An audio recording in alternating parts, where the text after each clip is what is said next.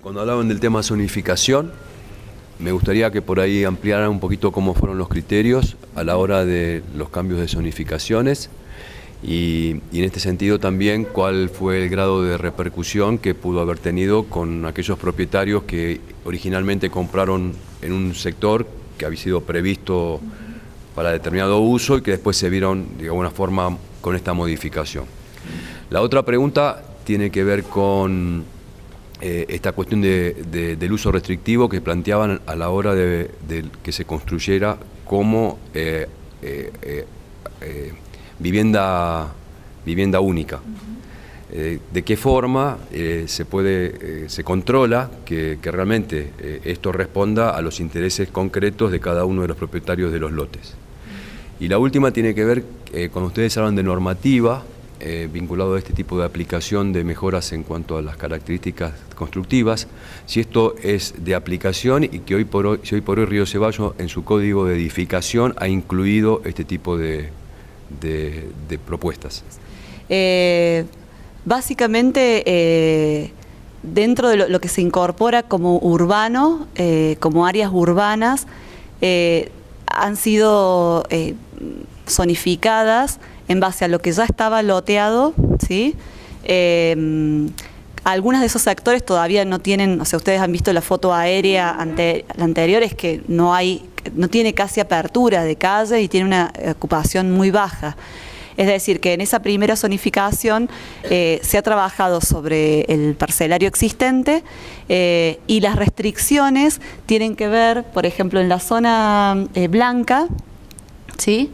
Es la zona que está actualmente más consolidada, ese es uno de los criterios, o sea, las zonas urbanas son la blanca, la naranja y la amarilla. La blanca es una zona que es la más consolidada, la que tiene mayor degradación, donde hay edificaciones también que han sido bastante nocivas con el entorno natural, con escasa vegetación autóctona, donde, como comentaba Sergio, se propone que si uno edifica 50 metros tiene que reponer vegetación autóctona, ¿sí? Y los factores de cobertura vegetal también van, o sea, es decir, no pueden, en las parcelas que hoy tienen cierta cobertura vegetal valiosa, no se puede invadir eso, o sea, hay un factor que va a haber que proteger, que es lo que queda de lo nativo. Pero digamos, esa sería la menos restrictiva, la blanca, que también es la más cercana a la trama urbana, como se ve ahí, de lo edificado en la foto aérea que está de fondo. Lo naranja casi no tiene ninguna ocupación, o sea, está loteado, pero va a ser muy difícil realmente, si no está loteado hoy, o sea, fíjense que lo amarillo sí está loteado y está más al fondo, y lo naranja que está más adelante todavía no tiene ningún tipo de apertura.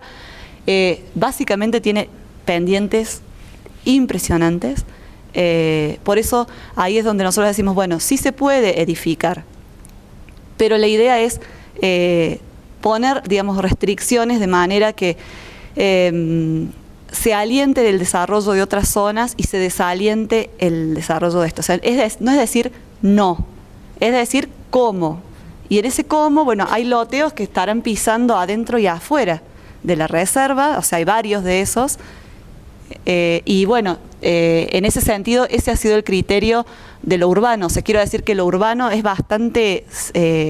nosotros mismos nos preguntábamos cuando trabajábamos la zonificación y cuando trabajamos con los vecinos, la foto esa de toda esa mancha hoy está verde.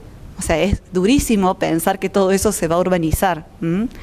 Hay muchas cuestiones que no van a tener factibilidad de apertura de calle, o sea, casi que es un trabajo, yo creo que de sentarse, digamos, con esos emprendimientos a repensar cómo pueden realizarse esos loteos que además hoy son una abstracción sobre un territorio natural con muchísimas dificultades para urbanizar.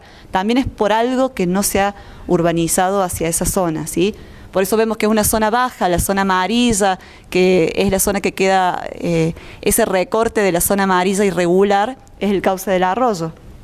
Y es una zona baja, que es el barrio de Los Manantiales, donde nosotros decíamos que tiene estas características como de sustentabilidad, de construcciones ecológicas, bueno, tiene toda una onda el barrio diferente a las zonas más urbanas. Eso respecto a los criterios de zonificación. Lo otro que comentaba Silvana, las áreas rojas son las microcuencas, son nacientes de ríos, de los dos arroyos.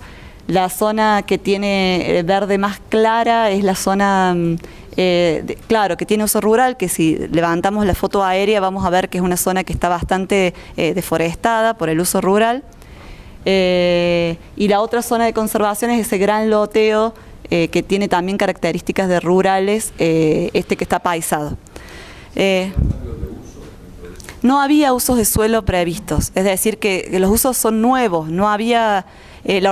Claro, es una zona, como yo les comentaba al principio de la presentación, ahí hay una zona que estaba como un área blanca, digamos, y que lo único que había, digamos, a nivel de zonificación es los límites de la reserva creada en el 2008, y después esa reserva que ha sido incluida dentro de la ley de bosques, o sea que está contemplada, y dentro de la ley del IPLAM también figura como, o sea, el uso del suelo que propone el IPLAM, porque lo incluyó en trabajo en conjunto con el municipio anteriormente, es uso de suelo reserva natural. O sea, ese es el uso que está, inclusive para todo este polígono. ¿Se entiende? Bueno, eso por un lado. Después...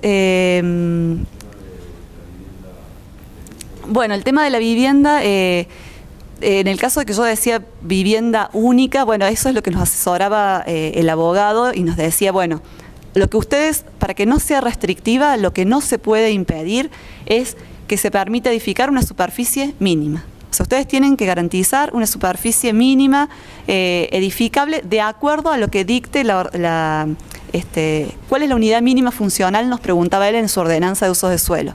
Bueno, dice que un monoambiente tiene 38, que una vivienda de un dormitorio tiene 45 metros. Bueno, esos son los parámetros con los que nos asesoraron que teníamos que trabajar para que no fuera restrictiva, ¿sí? O sea, para que no impidiera el derecho de cualquier persona que tiene un terreno y quiere construir su vivienda. Por ahí yo creo que el tema de los loteos van a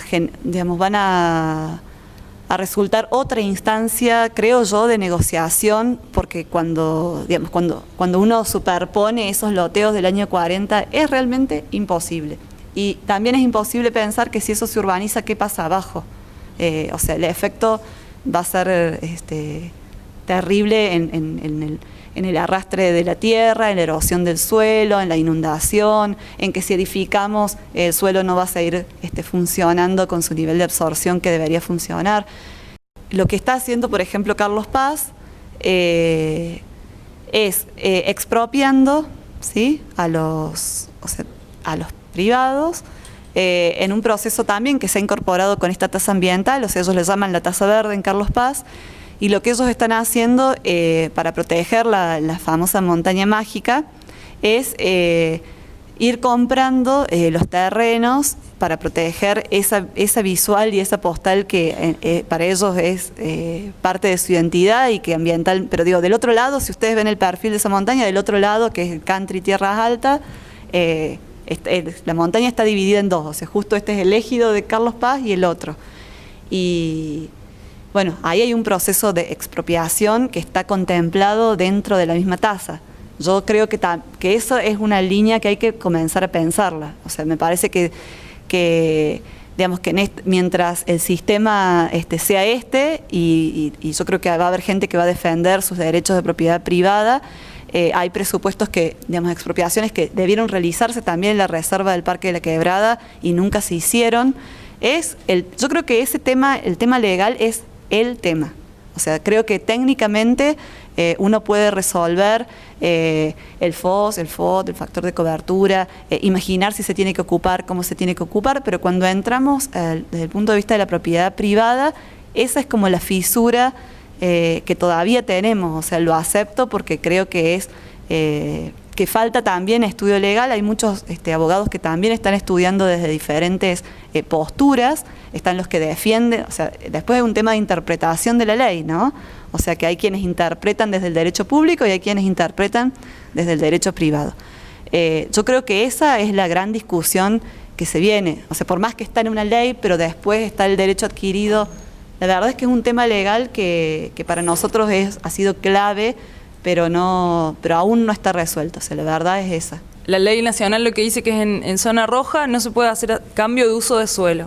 Lo que yo les planteaba al principio, el uso de suelo actual, hay 2 o 3 usos de suelo superpuestos. Hay un loteo viejo que no está consolidado y ni siquiera sabemos si tienen dueños esos lotes o dónde están esos dueños. Hay un uso ganadero extensivo que se está realizando en esas posesiones. Y por otro lado hay un bosque nativo implantado en ese lugar. No implantado, bosque nativo que estaba antes del loteo y antes de cualquier cosa que garantiza que eso funcione como cuenca. Entonces, lo que la ley nacional no te dice es cómo interpretar eso. ¿Cuál es el uso de suelo de ese lugar que no se puede cambiar? El bosque, la ganadería, que puede ser perfectamente realizable, regulada, o el loteo, que es lo que no. Y me parece que la ley nacional en ese punto deja abierto el panorama que cada provincia y cada municipio lo puede resolver, digamos, según hasta dónde llega la jurisdicción y hasta dónde también los argumentos legales, de nuevo vistos desde el derecho público, desde el derecho privado, lo ambiental está generando situaciones nuevas donde depende mucho de la mirada del abogado que está tratando el caso en ese sentido. Y bueno, y ahí es donde la comunidad tiene una función principal en decidir qué es lo que quiere también. Lo legal es muy fuerte, la decisión de la comunidad también, las decisiones políticas a nivel municipal son fundamentales en este momento. Entonces hay una complejidad y un desafío muy grande a escala local que por ahí a nivel nacional no se planteó, digamos. Y en relación al resarcimiento, son beneficios para la gente que conserve el bosque dentro de su territorio. Estaba planteado más para cuestiones rurales, pero hay un subsidio para bosques que en teoría sería como resarcir esta actividad productiva que no podría realizar porque debería sacar el bosque para ese propietario para incentivar que conserve el bosque. Esos fondos no estaban habilitados todavía hasta que no se resolviera el tema de la ley provincial de bosques, que tuvo, bueno, todos creo que sabemos un poco el conflicto que tuvo. Finalmente está aprobada la ley y hay que ver con Secretaría de Ambiente cómo se está manejando el tema de esos fondos, que es cada uno de los privados el que gestiona con la autoridad de aplicación ese subsidio que debería recibir desde fondos nacionales. Si la aplicación, si quedan en términos de normativa y beneficio, o hay una aplicación concreta a través del Código de Edificación, todo ese programa de... Sí, no, eso queda incluido dentro del Código de Edificación y se integra a la normativa en esta primera etapa. Eso es una propuesta que va a ingresar para toda nueva edificación, esos requerimientos que mostraba esa tabla. Es decir, que para la aprobación de cualquier plano municipal hay que garantizar esos pisos mínimos. Y lo de promoción queda, bueno, es como duplicar la apuesta, es decir, en vez de un colector solar de tal tamaño, uno mayor, en vez de un mínimo de cisterna para recoger agua de lluvia, es, digamos, para tener autosuficiencia hídrica todo el año, es decir, que se va sumando los puntos y es como un piso mínimo. En el piso mínimo, por supuesto, está el tratamiento de líquidos cloacales, está la compostera, está el tema de por ejemplo, sí, en residuos está la compostera, el basurero de doble compartimento. Esto se exige para la zona 1, la que era la blanca, porque ahí sí va a llegar el servicio de recolección de basura. Respecto al agua, por ejemplo, dependiendo, según la zonificación, un sistema estanco, o sea, si está sobre la línea de ribera, bueno, y eso lo establece también la normativa provincial, sistemas de tratamientos de líquidos cloacales estancos, cámara séptica de doble compartimento, eso se exige para todos, trampa de grasas y reutilización de aguas grises, o sea, las aguas grises digamos, un uso diferenciado de esas aguas para riego. No está como incorporado como obligatorio, pero sí hay otro ítem, digamos, porque sabemos que van a ir surgiendo también muchísimas cuestiones que no está cerrado. O sea, siempre hay un artículo que dice, bueno, y otras disposiciones que se evaluarán. O sea, si alguien como profesional hace alguna propuesta, se estudia y se puede incorporar. O sea, en eso sabemos que va a haber otros proyectos que no encuadren necesariamente con esto, pero está abierto. Y después, bueno, sí, lo opcional que yo les comentaba y la posibilidad de, o sea, lo opcional suma 40 puntos y nosotros decimos, bueno, si están en 20, 25 puntos, que también eso lo estamos discutiendo con los concejales, se puede aspirar a esta exención por 3 años, porque realmente supone una inversión inicial importante, sí. La infraestructura total de todo esto que se pide, ¿está contemplado dentro del FOS o el FOS es solamente la ocupación de la planta, pero además está toda esta infraestructura? No, está contemplado dentro del FOS, sí, exactamente, está contemplado, creo que ha quedado todo lo que son superficies, hay una diferencia entre el FOS y el factor de cobertura vegetal. ¿Se acuerdan que el de cobertura vegetal era lo que teníamos que dejar intacto? Bueno, si el factor de cobertura vegetal es 80, ¿sí?, y el FOS es 10, ahí siempre hay una diferencia, por ejemplo, de un 10% en el que puede haber algún tratamiento, por ejemplo, de veredas, siempre y cuando sean con un solado permeable que permita el escurrimiento, ¿sí? Si no, también todos los solados se cuentan como FOS. Con respecto al puntaje que dan, de acuerdo a las transformaciones que hacen en la vivienda, ustedes presentaron una zona amarilla ahí. Sí. Que dijeron que tiene distintos sistemas de... esa zona, ¿en qué situación estaría con el puntaje?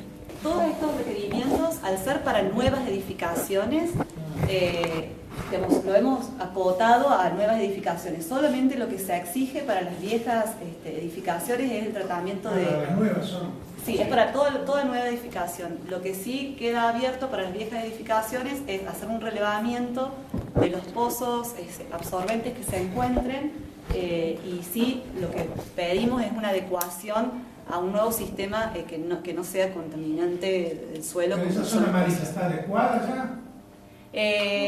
Algunas sí y otras no, o sea, parcialmente, digamos, no con la rigurosidad por ahí que se propone. Sí hay sistemas alternativos, digamos, dentro de esa zona o dentro de la zona. Las zonas existentes eran la amarilla y la blanca, ¿sí? Sí. Esas zonas tenían ya ocupación. En la zona amarilla hay más edificaciones con tecnologías alternativas. La idea es que al haber una baja ocupación, y bueno, obviamente que siempre es más fácil implementarlo con cualquier nueva edificación porque hay que presentar un plano municipal y esa es la forma que nosotros podemos tener de llevar un control de lo que se está haciendo, ¿sí? O sea, es para todo lo nuevo. Y de lo que ya está, lo que vamos a relevar y exigir es la adecuación de tratamientos de líquidos cloacales. ¿Sí?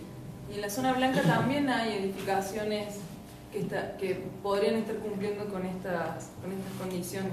La cisterna de agua está siendo una de las principales. Estamos en una zona donde la red de agua potable no llega. Entonces lo primero que se hace y lo primero que se debería hacer también por los nuevos es hacer la cisterna de agua y es el agua con la que vas a construir y después vas a vivir, digamos. Entonces el planteo de lo obligatorio y lo promocional hemos visto que es posible, no es nada ideal y loco, digamos. Hay construcciones que se están haciendo y hay mucha gente que le pide a un arquitecto que haga su casa y confía en el criterio del arquitecto. Si él ve que hay otras opciones para decidir cómo hacer su casa, seguramente va a querer incorporarlas. Hay algunos que ni siquiera deciden cómo va a ser su casa o qué cosas sí tener y qué cosas no. Entonces el tenerlo en una doble carátula, en una cuestión administrativa, exige que el propietario y el profesional que esté a cargo se pongan a pensar en estas nuevas formas de construcción. ¿El baño seco es una propuesta viable legal en este momento? En lo personal estoy de acuerdo. No estoy enterada bien si a nivel provincial se permite. Dentro de la ordenanza sí se permite. Por ambiente, ¿no? De la Secretaría de Ambiente. Sí. ¿Y DIPAS lo considera? Sí hay una propuesta un artículo que hace referencia a los baños secos y sí o sea, está contemplado o sea, como posibilidad dentro de, por supuesto que hay que presentar los planos de cómo es eso y después se verifica en la obra. Pero la DIPAS no lo contempla, no lo reconoce como baño. No, ese dato no sé, no lo tengo. Sí, hay experiencias de baños secos en la zona, hasta lo hemos hablado con los concejales, porque una de esas nos decía que sí, que ella conocía uno, que hay mucho prejuicio en relación al baño seco, pero que ella sabía exactamente cómo funcionaba, y bueno, y sí está incluido como una posibilidad. Por supuesto que, bueno, hay un plano que se presenta en el municipio y después hay una verificación para una inspección final de la obra y la aprobación o no. En realidad no es una opción que esté contemplada en la DIPA, no se dice que no, tampoco. No sé si dicen que no. DIPA dice que no lo considera, no lo reconoce.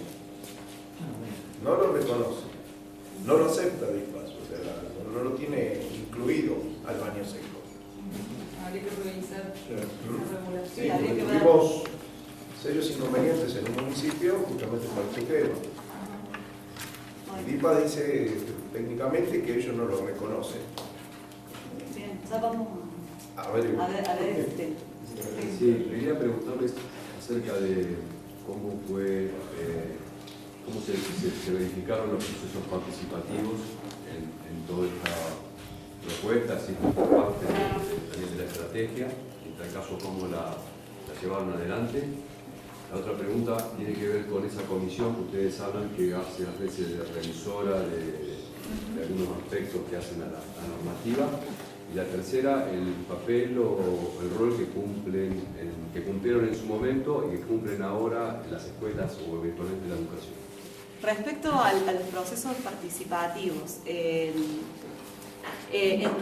y específicamente en relación a esta ordenanza, fue el proceso previo que trabajó la ONG en una serie de talleres con los vecinos, de donde surgen las primeras zonificaciones. O sea, se recupera todo el proceso participativo previo, por un lado. Y por otro lado, lo que nosotros pudimos realizar en estos 6 meses o sea, se hizo una suspensión de obras, ¿sí? De obras privadas por 6 meses dentro de la reserva con el objetivo de estabilizarla. En esos 6 meses nosotros hemos corrido para llegar, o sea, a esta ordenanza, es decir, que tenía como un tiempo, ¿sí? En ese tiempo lo que nosotros nos propusimos fue realizar un taller con los vecinos específicamente para presentar los lineamientos que ya se venían desarrollando, un trabajo, digamos, de una jornada en 4 talleres, donde de acuerdo a los intereses y a la formación de cada uno de los participantes se podría profundizar en el tema. Zonificación fue uno, usos de suelo fue otro de los micro talleres que se armaron, patrimonio fue otro de los temas, y arquitectura sustentable fue el cuarto. Bueno, eso se trabajó. En ese proceso también participaron los concejales, los docentes, los equipos técnicos, digamos, locales, o sea, del área, de las diferentes direcciones, y también, bueno, el equipo de Unquillo, que viene también trabajando y compartiendo algunas cuestiones con nosotros. Y bueno, y después, digamos, de todas las conclusiones de ese encuentro, nosotros lo que hicimos fue publicar la memoria de ese, digamos, las conclusiones de ese taller. Para nosotros ese proceso, y en relación a los concejales, fue muy interesante. Ya se había trabajado, digo esto como presentación concreta del proyecto, pero hay instancias anteriores, por ejemplo en el seminario, uno de los talleres fue específicamente sobre el tema usos de suelo. Y bueno, ahí les hemos traído el libro que después les vamos a dejar. Están las conclusiones también de lo que se trabajó en el seminario específicamente para la reserva. Hubo una presentación también en el seminario por parte de la ONG de cuáles habían sido las problemáticas, y en la base que nosotros tomamos para trabajar esta planificación están todos los talleres que la ONG ya había trabajado anteriormente. Y también aportes aportes de participaciones técnicas, digamos. Una cosa es una participación comunitaria donde está todo el mundo ahí, toda la comunidad, doña Rosa, don Juan, el trabajador rural y el vecino del barrio, los de adentro de la reserva y los de afuera también, participando y imaginándose, decidiendo, discutiendo, viendo qué parte era del interés privado y cómo eso se regula con el interés colectivo, digamos. El Consejo de Gestión es un grupo formado por representantes de la autoridad de aplicación, generalmente los directores de las distintas áreas directamente relacionadas a la reserva, obras públicas, dirección de planificación urbana, turismo, cultura, ambiente, obviamente, bomberos, defensa civil también, defensa civil parte de la municipalidad, bomberos voluntarios desde afuera, centros vecinales, que es